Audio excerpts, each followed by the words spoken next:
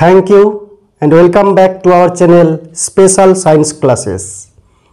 আমরা পরমাণু ও নিউক্লিয়াস অধ্যায়ের পরমাণুর গঠন নিয়ে আলোচনা করছিলাম। আজকে তার দ্বিতীয় পর্ব।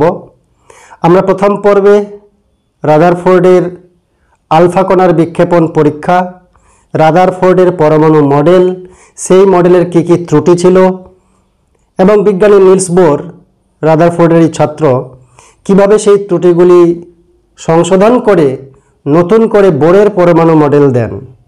এবং তাতে আমরা জেনেছি যে বিজ্ঞানী রাদারফোর্ড বলেছিলেন যে পরমাণুর নিউক্লিয়াসে সমস্ত ধনাত্মক আধান এবং পরমাণুর সমস্ত ভর পরমাণুর নিউক্লিয়াসে অতি স্বল্প জায়গায়, অতি অল্প জায়গায় 10⁻⁻15 মিটার রেঞ্জের কেন্দ্রীভূত থাকে। পরমাণুর দুটি অংশ, একটা নিউক্লিয়াস বা কেন্দ্রক যেখানে পরমাণুর সমস্ত ভর এবং ধনাত্মক আধান কেন্দ্রীভূত থাকে, আর বাইরে যে কোনো কক্ষপথে, মাইন্ড ইট, বিজ্ঞানী রাদারফোর্ড বলেছিলেন যে কোনো কক্ষপথে ইলেকট্রনগুলি আবর্তন করতে পারে নিউক্লিয়াসকে কেন্দ্র করে। কিন্তু তাতে যে সমস্যাগুলি দেখা দিয়েছিল, পরমাণুর স্থায়িত্ব ব্যাখ্যা করা যাচ্ছিল না এবং গ্যাসীয় পরমাণুর যে রেখা বর্ণালীর ব্যাখ্যা পাওয়া যাচ্ছিল না। তারপরে বিজ্ঞানী নিলস বোর ওই একটি কথাকে পাল্টে দেন যে নিউক্লিয়াসকে কেন্দ্র করে ইলেকট্রনগুলি যে কোনো কক্ষপথে নয়, শুধুমাত্র কয়েকটি নির্দিষ্ট অনুমোদিত কক্ষপথে ইলেকট্রনগুলি পরিভ্রমণ করতে পারে। সেই নির্দিষ্ট কক্ষপথগুলির বিশেষত্ব কি? সেই কক্ষপথে সেই ইলেকট্রন ঘুরবে যে ইলেকট্রনের কৌণিক ভরবেগ h/2π এর পূর্ণ গুণিতক হবে। h/2π এর পূর্ণ গুণিতক হবে, অর্থাৎ 1 নম্বর কক্ষপথে h/2π হবে ইলেকট্রনের কৌণিক ভরবেগ। যদি 2 নম্বর কক্ষপথে ঘোরে তাহলে 2h/2π হবে কৌণিক ভরবেগ। যদি 3 নম্বর কক্ষপথে ইলেকট্রনটা ঘোরে তাহলে 3h/2π হবে কৌণিক ভরবেগ। n-তম কক্ষপথে ঘূর্ণায়মান ইলেকট্রনের কৌণিক ভরবেগ হবে nh/2π। এবং ইলেকট্রনগুলি যে কোনো প্রকার শক্তি নিতেও পারে না, যে কোনো প্রকার শক্তি দিতেও পারে না, মানে অর্জনও করতে পারে না, বর্জনও করতে পারে না। তাদের একটা চয়েস রয়েছে। কি চয়েস? এক কক্ষপথ থেকে অন্য কক্ষপথের যে এনার্জির ডিফারেন্স, সেই পরিমাণ এনার্জি যদি নিচু কক্ষপথে থাকাকালীন অবস্থায় পায়, ওই এনার্জি নিয়ে সে উচ্চ শক্তি স্তরে চলে যাবে, কম পেলে যাবে না, কম নিবেও না। আবার উঁচু কক্ষপথ থেকে নিচু কক্ষপথে চলে আসলে, সংক্রমণ হলে, সেই এনার্জি ডিফারেন্সটা সে বিকিরণ হিসেবে ছেড়ে দেবে। তাই ইলেকট্রনগুলি যে কোনো পরিমাণ শক্তি গ্রহণও করে না, যে কোনো পরিমাণ শক্তি বর্জনও করে না। নির্দিষ্ট একটা রেঞ্জ রয়েছে কক্ষপথের এনার্জির ডিফারেন্স, সেই পরিমাণ এনার্জি পেলে নিবে এবং যদি উঁচু শক্তি স্তর থেকে নিচু শক্তি স্তরে আসে তাহলে বর্জন করবে। তো বিজ্ঞানী বোরের যে সেই ইলেকট্রনের কক্ষপথের কথা বলা হচ্ছে, সেগুলোকে স্থির কক্ষপথ বলা হয় বা স্থায়ী কক্ষপথ বলা হয়। KLMN এই সমস্ত নামকরণ করা হয়েছে। তো পরমাণুর বিভিন্ন স্থায়ী কক্ষপথের যে ঘূর্ণায়মান ইলেকট্রন, সেই কক্ষপথগুলার ব্যাসার্ধ কত, স্থায়ী কক্ষপথের ব্যাসার্ধ কত, সেই বিষয়টা আজকে আমরা জানব। ধরি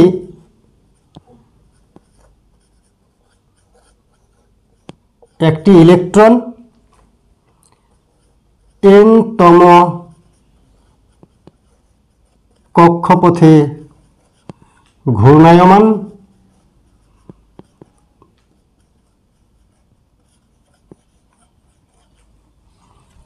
ধরি একটি ইলেকট্রন n-তম কক্ষপথে ঘূর্ণায়মান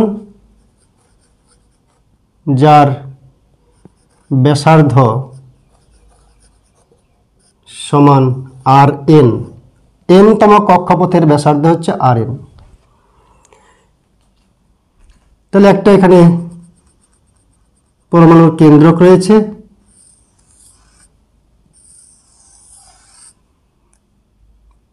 ধরে নিলাম যেটা n-তম কক্ষপথ। n-তম কক্ষপথ, আরো অনেক কক্ষপথ আছে সবগুলা আঁকানো হয়নি। n-তম কক্ষপথে একটা ইলেকট্রন ঘুরছে, তাহলে এই ব্যাসার্ধটা যদি Rn হয় এই ব্যাসার্ধটা যদি Rn হয়, তাহলে বোরের তত্ত্ব অনুযায়ী, বিজ্ঞানী বোরের তত্ত্বানুযায়ী আমরা কি জানি, এখানকার ইলেকট্রনটা তখনই ঘুরতে পারবে যদি কৌণিক ভরবেগ h/2π এর পূর্ণ গুণিতক হয়। তো n-তম কক্ষপথ, তাই h/2π না, h/2π n-তম কক্ষপথে হলে n বসবে। 1 নম্বর কক্ষপথে 1h/2π, 2 নম্বর কক্ষপথে 2h/2π। কি জিনিস এটা? কৌণিক ভরবেগ। কৌণিক ভরবেগ মানে হচ্ছে L, r cos p। কৌণিক ভরবেগ L = r cos p। এটা দিয়ে ডিটেলস আলোচনা করছি না। আর এখান থেকে আমরা লিখতে পারি r cos p বলতে r, p বলতে mv = nh/2π। এটা উত্তর কত হবে? r এবং v ভেক্টরের ক্রস প্রোডাক্ট। তাহলে এটা হচ্ছে r। ইলেকট্রনের v কোন দিকে? টেনজেনশিয়াল বরাবর, স্পর্শক বরাবর। কোণ কত ডিগ্রি হচ্ছে? 90 ডিগ্রি কোণ। বা এদিকে বাড়িয়ে দিলে 90 ডিগ্রি কোণ। এটাকে যদি রোটেট করে বাড়িয়ে দিই 90 ডিগ্রি কোণ। তো 90 ডিগ্রি কোণ যদি হয় তাহলে R M V sine theta, থিটার মান 90 ডিগ্রি, সাইন 90 মানে হচ্ছে 1। তাই এটা সোজা হিসাব হচ্ছে এমভিআর ম্যাগনিটিউডটা। আর যদি এটা ক্রস প্রোডাক্টে ভেক্টর আছে তাহলে এইবার আমরা ঘোরালে আউটওয়ার্ড অফ দ্য বোর্ড হবে ডিরেকশন। তো যাই হোক, আমরা ডিরেকশন নিয়ে কাজ করছি না, আমরা ম্যাগনিটিউড নিয়ে কাজ করছি। তাহলে এটা হচ্ছে এমভিআর, কৌণিক ভরবেগ = nh/2π। বিজ্ঞানী বোরের তত্ত্ব অনুযায়ী কি বলা হয় যে n-তম কক্ষপথে ঘূর্ণায়মান ইলেকট্রনের কৌণিক ভরবেগ হবে n × h/2π। তো কৌণিক ভরবেগ L = r cos p, সেখান থেকে r cos mv। ডিরেকশন অনুযায়ী চিন্তা করলে mvr = nh/2π। এবার এটাকে আমি 1 নম্বর সমীকরণ করে রেখে দিলাম। এবার দ্বিতীয় কথা, এই যে ইলেকট্রনটা ঘুরছে কেন?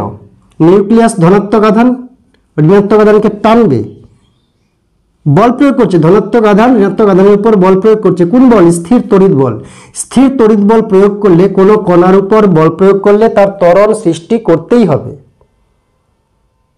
তার ত্বরণ তৈরি করতেই হবে বল প্রয়োগ করলে। তো এই ধনাত্মক আধান নিউক্লিয়াস ইলেকট্রনের উপর স্থির তড়িৎ বল প্রয়োগ করছে।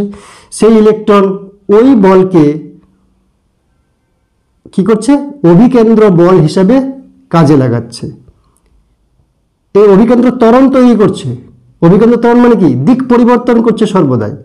এখানে ইলেকট্রনটা আছে এদিকে দিক, এখানে চলে আসলো তো এইদিকে দিক পরিবর্তন করছে, অর্থাৎ অভিকেন্দ্র ত্বরণ তৈরি করছে। এই অভিকেন্দ্র ত্বরণ তৈরি করতে কাজে লাগছে এই স্থির তড়িৎ বল। তো এই স্থির তড়িৎ বল সেটাই হচ্ছে ইলেকট্রনকে ঘোরাচ্ছে। তাই সেখান থেকে আমরা লিখতে পারি n-তম কক্ষপথের ইলেকট্রন ও নিউক্লিয়াসের মধ্যে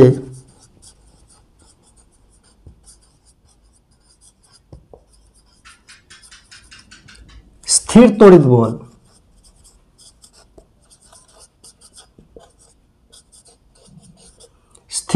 বল সেটা কি? সেটা হচ্ছে 1/4πε0 এসআই পদ্ধতিতে করলে ইন্টু Q1 Q2। এটা Q1 E, ইলেকট্রনের আধান E, এটার আধান কি হবে? ZE, জেড সংখ্যক যদি ইয়ে থাকে তাহলে E × ZE। বোঝা গেল কি বললাম? কুলম্বের সূত্র কি? 1/4πε0 Q1 Q2 / r²।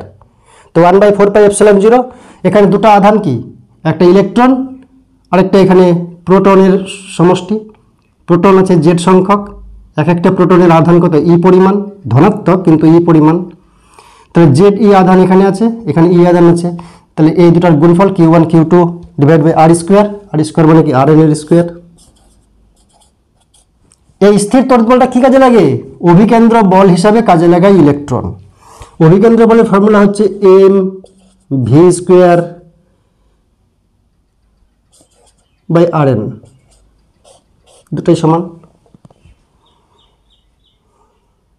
এখান থেকে আমরা কি করতে পারি, এই একটা Rn আর এই একটা Rn কেটে দিতে পারি। এবার দুটার সমন্বয়ে আমার টার্গেট কি, ব্যাসার্ধ নির্ণয়, Rn নির্ণয়। তাহলে এখান থেকে ভি আর এখান থেকে ভি বাদ দিতে হবে, অপনয়ন করব। তো এটাকে স্কোয়ার করি, স্কোয়ার করলে এখানকার ভি স্কোয়ার এখানকার ভি স্কোয়ার ভাগ করলে আউট হয়ে যাবে। তো এটাকে যদি স্কোয়ার করি, একের স্কোয়ার করার পরে 2 দিয়ে ভাগ, কি পাবো, M square V square R N হয়ে যাবে, আর তো থাকবে না, সব জায়গায় আর এন হবে।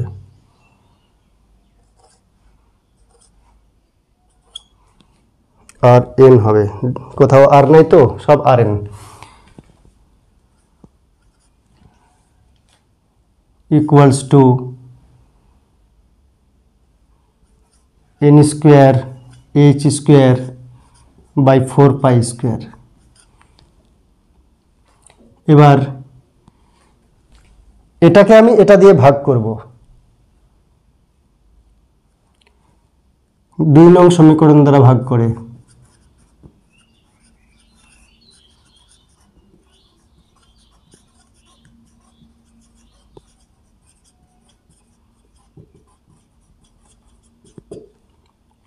তাহলে এটাকে এই সমীকরণ দিয়ে ভাগ করবো, তো বাম পক্ষকে বাম পক্ষ দিয়ে ভাগ করি।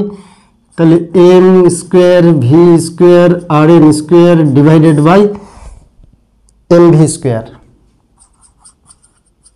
ইকুয়ালস টু, এই যে ভি স্কোয়ার কাটাবো, কারণ ব্যাসার্ধ নির্ণয় করছি, ভি না।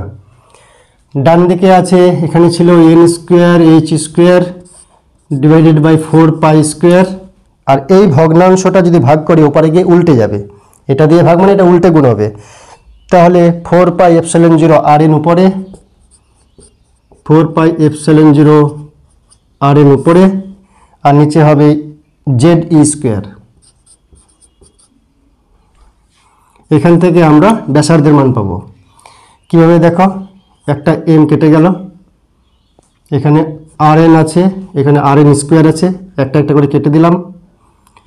আর কি বাঁচলো, আর কিছু যাবে না। তাহলে এখান থেকে বাঁচছে এম আর এন, এই যে এম একটা বেঁচেছে আর আর এন একটা বেঁচেছে।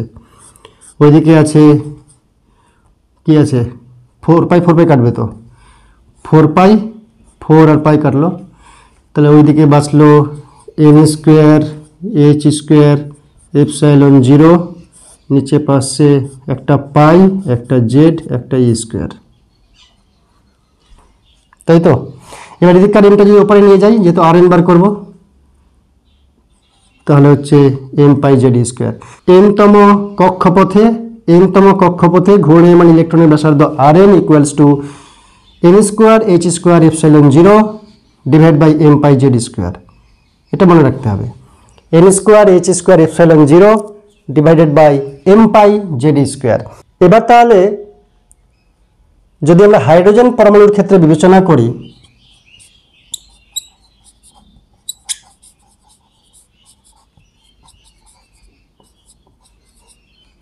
হাইড্রোজেন পরমাণুর ক্ষেত্রে কত, Z equal to 1, Z equals to যদি 1 হয়, তাহলে 1 নাম্বার কক্ষপথের ঘূর্ণায়মান ইলেকট্রনের ব্যাসার্ধ কত, অতএব R1 ইকুয়ালস টু এন এর মানটা 1 হয়ে যাবে, H square epsilon 0 is H square epsilon 0 divided by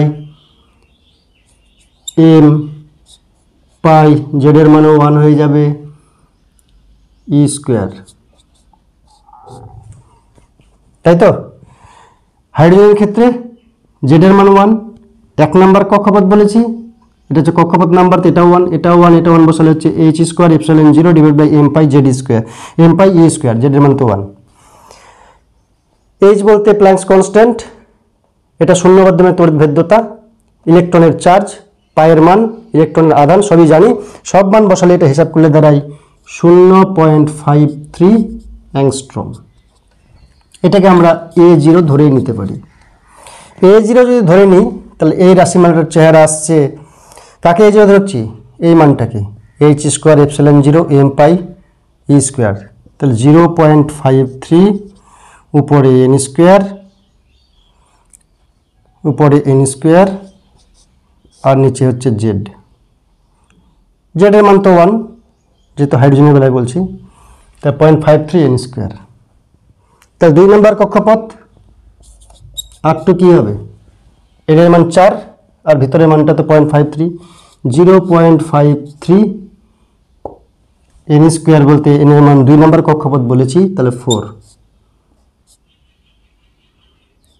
angstrom. R3 3 নম্বর কক্ষপথে যদি হাইড্রোজেন ইলেকট্রনটিকে নিয়ে যেতে হয় 3 নম্বর কক্ষপথে উত্তেজিত করে, উদ্দীপিত করে, তাহলে তার ব্যাসার্ধ কত হবে? 0.53 × 9 অ্যাংস্ট্রম। এটা হচ্ছে মূল সূত্র হাইড্রোজেনের বেলায়। আর যদি অন্যান্য পরমাণু হয় তাহলে জেডটাও থাকবে, আর তখন হয়ে যাবে 0.53 n square divide by Z, এটা হবে। এবার আমরা গতিবেগ নির্ণয় করব n-তম কক্ষপথে ঘূর্ণায়মান ইলেকট্রনের।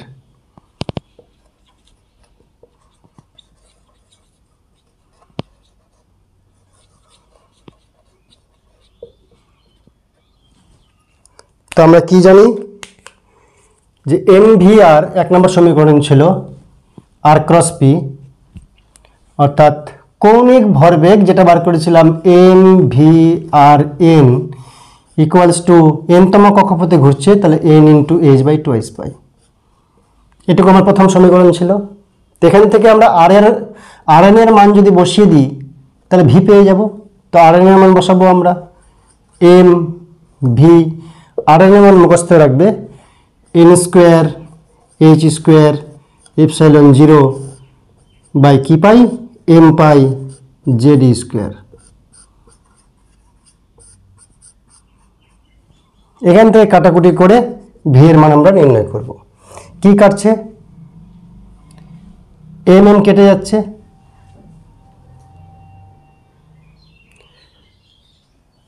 এবার এখান থেকে পাই, এখান থেকে পাই কাটছে,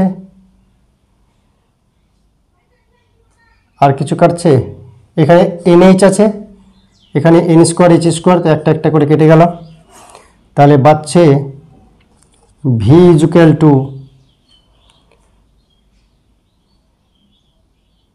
জেড স্কোয়ারটা উপরে উঠে যাবে ওদিকে গেলে, divided by NH 2NH epsilon 0।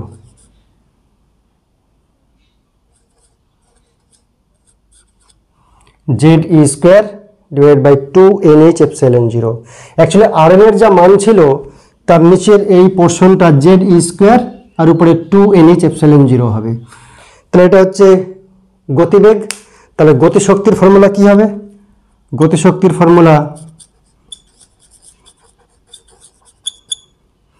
গতিশক্তি কাইনেটিক এনার্জি কি? Half M V square. তাহলে হাফ এম ভি স্কোয়ার বলতে এটার স্কোয়ার, এটা স্কোয়ার করলে Z square e⁴ whole divided by 4n square h square epsilon 0 square, টোটালটা স্কোয়ার করলাম। তাহলে কি দাঁড়াচ্ছে? উপরে হচ্ছে m জেড স্কোয়ার e⁴, নিচে হচ্ছে 8n square h square epsilon 0। তাহলে কাইনেটিক এনার্জির ফর্মুলা কি পেলাম?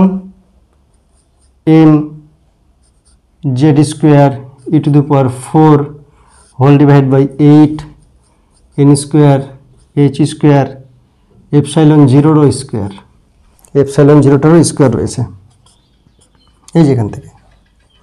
এটা কাইনেটিক এনার্জি। এবার যদি আমরা স্থিতিশক্তি নির্ণয় করি তাহলে স্থিতিশক্তি কত হয়? Q1 Q2 by 4 pi epsilon 0 Rn, তাই তো? ইলেকট্রন তার স্থিতিশক্তি n-তম কক্ষপথের Q1 Q2 divide by 4 pi epsilon 0 Rn।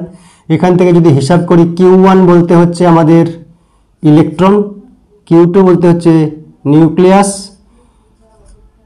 JD divide by 4 pi epsilon 0 R এর মান মুখস্থ বসাবো n square h square epsilon 0 whole divided by m pi কি pi m pi z square. এটা যদি হিসাব করি তো মাইনাস z স্কয়ার এটা উপরে উঠে যাবে, তাহলে m পাই z স্কয়ার উপরে উঠে গেল whole divided by 4 pi n square h square epsilon 0 square. ঠিক আছে, তো এই পোর্শনটা উপরে তুলে দিলাম, এটা হিসাব করলাম, তাহলে কি হচ্ছে মাইনাস কাটাকুটি যাচ্ছে কিছু, পাই পাই কাটবে, তাহলে হচ্ছে Z square E to the power 4 whole divide by 4 N square H square epsilon 0 square. দেখো তো কাইনেটিক এনার্জির সঙ্গে পটেনশিয়াল এনার্জির মধ্যে কি ডিফারেন্স, এখানে একই রকম রাশি এম কোথায় গেল, এম আছে M Z square E to the power 4 4 N square H square epsilon 0 square. এটাকে যদি আমি 2 দিয়ে গুণ করি, 2 দিয়ে গুণ করে এরকম লিখি M Z square E to the power 4 divided by 8 N square H square epsilon 0 square. এটা সমান কিনা, 2 দিয়ে গুণ করলাম, এখানে 2 দিয়ে ভাগ করলাম, কেন, কারণ এটা হচ্ছে কাইনেটিক এনার্জি, তাই 2 ইন্টু কাইনেটিক এনার্জি হচ্ছে পোটেনশিয়াল এনার্জি। এবার যদি আবার আমরা এখানে মানগুলো বসাই, কে কে পরিবর্তন, এম ধ্রুবক, জেড ধ্রুবক, ই ধ্রুবক, এইচ ধ্রুবক, এপসাইলন 0 ধ্রুবক। যদি হাইড্রোজেনের বেলায় চিন্তা করি,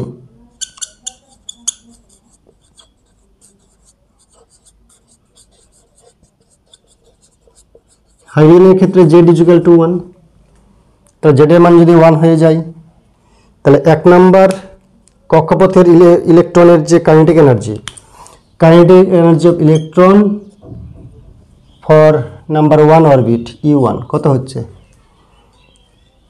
এম জেডের মান নাই 1 actually E to the power 4 8 N এর মান 1 নাম্বার কক্ষপথ এইচ স্কোয়ার এপসাইলন 0 স্কোয়ার। এটা দেখা যাচ্ছে হিসাব ক্যালকুলেশন করলে আসবে 13.6। যেহেতু ইলেকট্রনটাকে ধরে রেখেছে তার জন্য নেগেটিভ চিহ্ন, 13.6 ইলেকট্রন ভোল্টে আসবে। তাহলে আমরা ই কে যদি নর্মাল ফর্মুলা বার করি, তাহলে M E to the power 4 8 H square epsilon 0 square সবার হিসাব করলে 13.6, তাহলে মাইনাস 13.6 জেডের মান তো 1 হাইড্রোজেনের জন্য বাই এন স্কোয়ার। এটা হচ্ছে জেনারেল ফর্মুলা হাইড্রোজেন পরমাণুর ক্ষেত্রে কাইনেটিক এনার্জি অফ ইলেকট্রন। তো 2 নম্বর কক্ষপথ যদি করি E2, তাহলে এর মান 2 বসবে, 2 বসলে হচ্ছে 13.6 ডিভাইড বাই 4, তাই 13.6কে 4 দিয়ে ভাগ করলে হয় 4 3 12 4 4 16, এত ইলেকট্রন ভোল্ট হবে 2 নম্বর কক্ষপথে পরিভ্রমণরত কোন একটি ইলেকট্রনের। E3 3 নম্বর কক্ষপথে, এখানে 3 বসলে 9, তা 9 1 কে 9 4 46 9 5 45 9 1 কে 9, অর্থাৎ 3 নম্বর কক্ষপথে ঘূর্ণায়মান হাইড্রোজেন পরমাণুর ইলেকট্রন 1.51 ইলেকট্রন ভোল্ট হবে। 4 নম্বরে দেখা যাবে হবে 0.85 ইলেকট্রন ভোল্ট।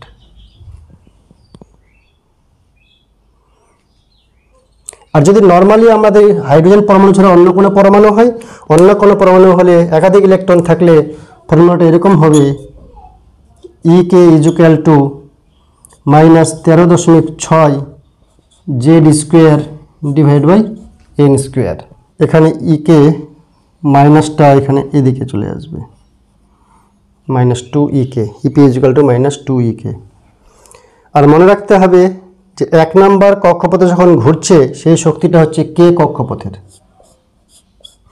2 নম্বর কক্ষপথে ঘূর্ণায়মান ইলেকট্রনের শক্তি বলতে এটা এল কক্ষপথে ঘূর্ণায়মান ইলেকট্রনের শক্তি, এটা এম কক্ষপথে, এটা এন কক্ষপথে। এইভাবে বিভিন্ন কক্ষপথে ইলেকট্রন ঘুরতে গেলে, কে কক্ষপথে কোন ইলেকট্রন ঘুরতে গেলে এই পরিমাণ শক্তি লাগবেই লাগবে। যদি হাইড্রোজেনের সেই ইলেকট্রনটা এম কক্ষপথে যেতে চাই তাহলে এই পরিমাণ শক্তি লাগবে।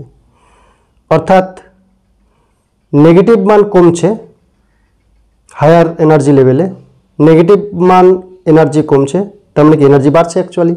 এটা -13.6, এটা -1.51, তো এটা মানে বড়, এটা মানে ছোট, তাই হায়ার এনার্জি লেভেলে শক্তি বেশি হয় ঘূর্ণায়মান ইলেকট্রনের। এবার আমরা নিঃসৃত ফোটন কণার তরঙ্গ দৈর্ঘ্যের সূত্রটা জানব। মানে হায়ার এনার্জি লেভেল থেকে যদি লোয়ার এনার্জি লেভেলে ইলেকট্রন নেমে আসে তাহলে শক্তি বিকিরণ করে ইলেকট্রোম্যাগনেটিক ওয়েভ নিঃসৃত করে। সেই নিঃসৃত তড়িৎচুম্বকীয় তরঙ্গের তরঙ্গ দৈর্ঘ্য কত সেটা আমরা নির্ণয় করব। আমরা শক্তির ফর্মুলা কি জানি? যে কোনো পরমাণুর ইলেকট্রনের বেলায় শক্তির ফর্মুলা কাইনেটিক এনার্জি কত হয়? -13.6 Z² divided by n square. তাহলে মনে করলাম হায়ার এনার্জি উচ্চ শক্তি স্তর, উচ্চ শক্তি স্তর E2 সমান 13.6 Z²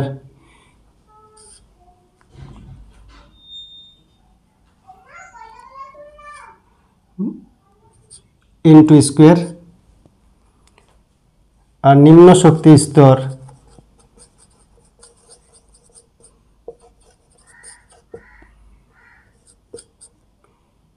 n1 ধরি, n1 আর n2 ধরি, -13.6 Z² divide by n1 square.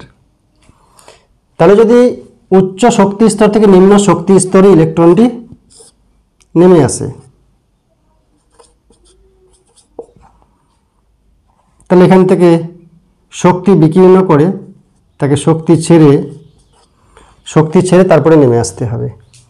অর্থাৎ hν যে পরিমাণ শক্তি নির্গত করবে সেটা হচ্ছে En2 - En1। En2 বলতে এই মানটা -13.6 Z² by n2 square, minus En1 বলতে -13.6 Z² divided by n1 square. এবার মাইনাস মাইনাসে প্লাস হবে, প্লাস হলে ওই টার্মটাকে সামনে নিয়ে নিচ্ছি, 13.6 Z² কমন নিয়ে নিচ্ছি। কি বললাম? মাইনাস মাইনাসে প্লাস, 13.6 Z² কমন সামনে এনে, তাহলে 13.6 Z² এটা আসলে 1/n1 square minus 1/n2 square. আর hν বলতে কি? ল্যামডাতে যদি কনভার্ট করি তাহলে নিউ বলতে c/λ, তাহলে 1/λ ইকুয়ালস টু 13.6 Z², এই সিটা নিচে চলে আসবে 1/n1 square minus 1/n2 square. এটা যদি হিসাব করি সবই ধ্রুবক, এটা যদি হিসাব করি তাহলে কি দাঁড়ায়?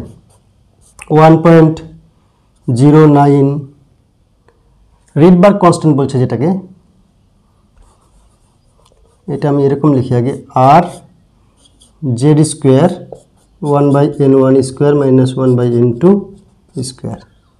এবার আর বলতে এই যে ধ্রুবকগুলা 13.6 divide by SC Rydberg constant,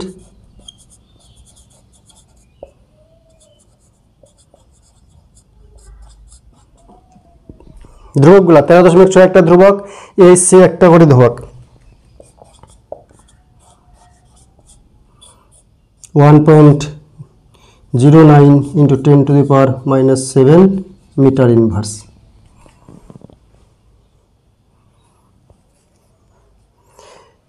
তো N2 কক্ষপথ থেকে N1 কক্ষপথে যদি ফিরে আসে ইলেকট্রন, তাহলে যে শক্তি বিকিরণ করবে তড়িৎচুম্বকীয় শক্তি, তার তরঙ্গ দৈর্ঘ্যের ইনভার্স, তার ফর্মুলা এটা।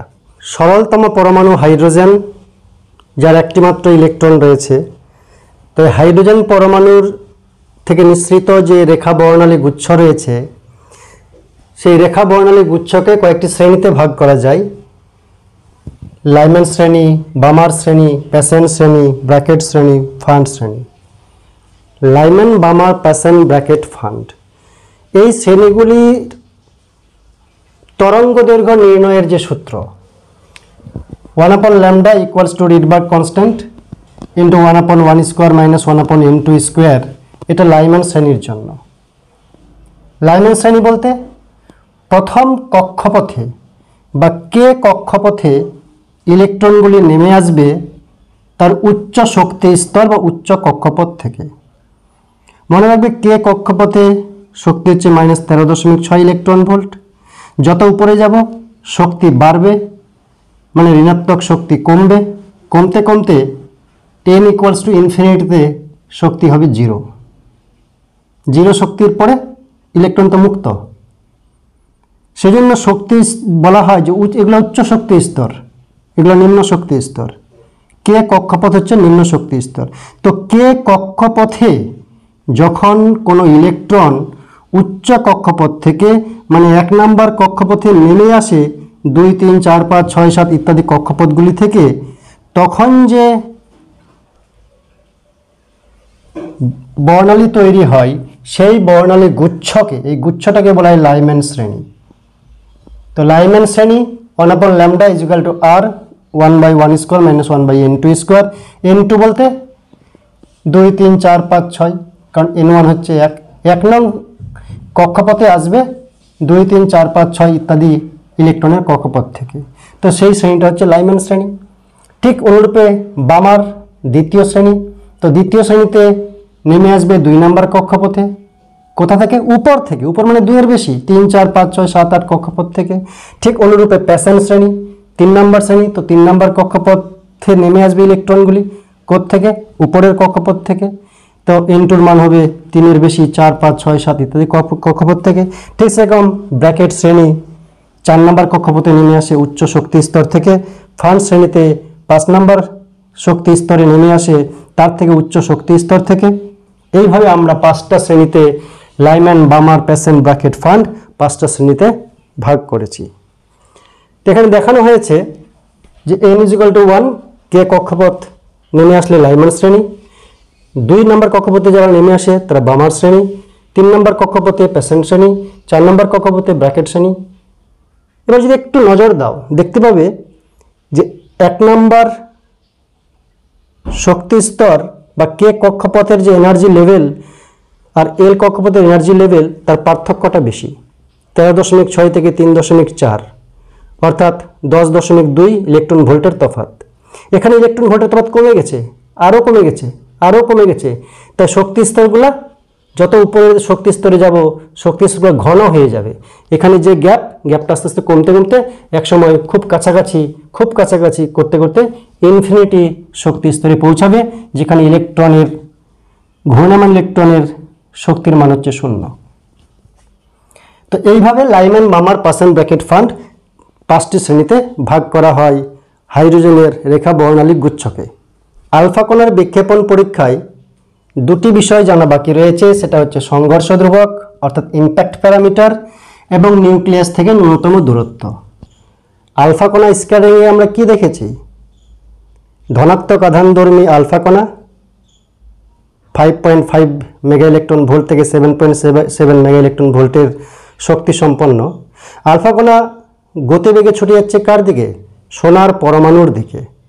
এবার সোনার পরমাণুর নিউক্লিয়াস সেটাও ধনাত্মক, আলফা কণা সেটাও ধনাত্মক। যদি তার দিকে ছুটে যায়, যেতে যেতে আলফা কণা তার গতিবেগ হারাবে, গতিশক্তি হারাবে, এবং একসময় দেখা যাবে যে নিউক্লিয়াসকে হিট না করেই, ধনাত্মক কণাকে হিট করতে পারে না, হিট না করেই আলফা কণার গতিবেগ শূন্য হয়ে মুহূর্তের জন্য থেমে গিয়ে আবার প্রত্যাগমন করবে। তো নিউক্লিয়াসের ন্যূনতম কত কাছে যেতে পারে, যে ন্যূনতম দূরত্ব নিউক্লিয়াসের সঙ্গে আলফা কণার মিনিমাম ডিস্টেন্স, তাকেই বলা হচ্ছে নিউক্লিয়াস থেকে ন্যূনতম দূরত্ব। আর সংঘর্ষ ধ্রুবক এমন একটা ধ্রুবক, অ্যাকচুয়ালি একটা ডিস্টেন্স, যার উপর ডিপেন্ড করে যে আলফা কণা নিউক্লিয়াসের সঙ্গে কীরূপ সংঘর্ষ হবে, হালকা না বেশি, না মুখোমুখি হিট করবে, 180 ডিগ্রি কোণে বিক্ষিপ্ত হবে আলফা কণাটা, না 1 ডিগ্রি, না সরল রেখায় যাবে, যে প্যারামিটারের উপর ডিপেন্ড করবে তাকে বলা হচ্ছে সংঘর্ষ ধ্রুবক। সংঘর্ষ ধ্রুবক আর কিছুই না, এখানে মনে করলাম নিউক্লিয়াসটা আছে, নিউক্লিয়াস থেকে অনেক দূরে যখন আলফা কণা নিউক্লিয়াসের দিকে ধাবিত হচ্ছে, নিউক্লিয়াস থেকে অনেক দূরে অবস্থানরত অবস্থায় আলফা কণা, মনে করলাম এখানে আলফা কণাটা রয়েছে, এটা নিউক্লিয়াসের দিকে যাচ্ছে।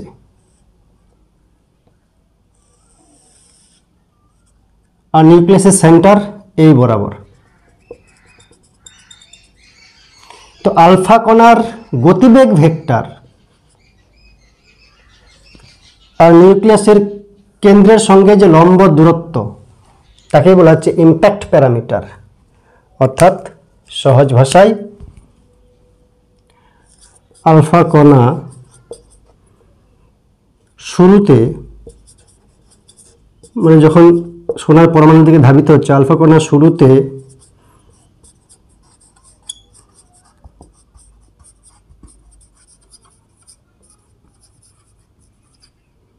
সোনার পরমাণু থেকে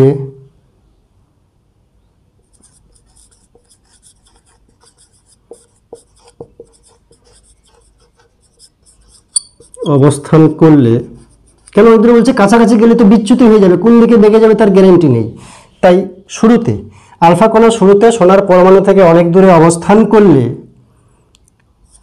আলফা কণার গতিবেগ ভেক্টর, মানে গতিবেগের দিক,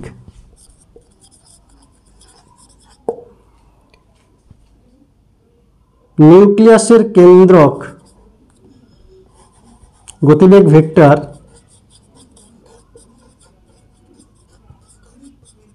নিউক্লিয়াসের কেন্দ্রের সঙ্গে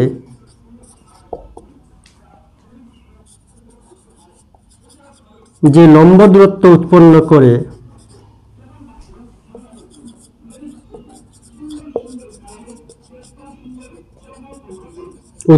করে তাকে সংঘর্ষ ধ্রুবক বলে, বানিয়ে লেখা যায়। এবার আলফা কণাটার এই বি এর মান যদি বি ইকুয়াল টু 0 হয়, আলফা কণা 180 ডিগ্রি কোণে প্রত্যাগমন করবে বা ফিরে আসবে বা বিচ্যুত হবে বা বিক্ষিপ্ত হবে। বি এর মান যদি বেশি হয়, মনে করলাম বি এর মান বেশি, এদিক থেকে যাচ্ছে, তাহলে সোজাসুজি যাবে, যদি এদিক থেকে যায় তাহলে একটু ঘুরবে। অর্থাৎ বি এর উপর ডিপেন্ড করছে যে সংঘর্ষটা কেমন হবে। আর এই যাওয়ার সময় যে ন্যূনতম দূরত্ব, এটা হচ্ছে r0। r0 আর b0 তফাৎ রয়েছে। তাহলে সংঘর্ষ ধ্রুবক আলফা কণা শুরুতে সোনার পরমাণু থেকে অনেক দূরে যখন অবস্থান করে, তখন আলফা কণার গতিবেগ ভেক্টর নিউক্লিয়াসের কেন্দ্রের সাথে যে লম্ব দূরত্ব উৎপন্ন করে তাকে সংঘর্ষ ধ্রুবক বলে। যাই হোক, আজকের জন্য এই পর্যন্তই। Thank you.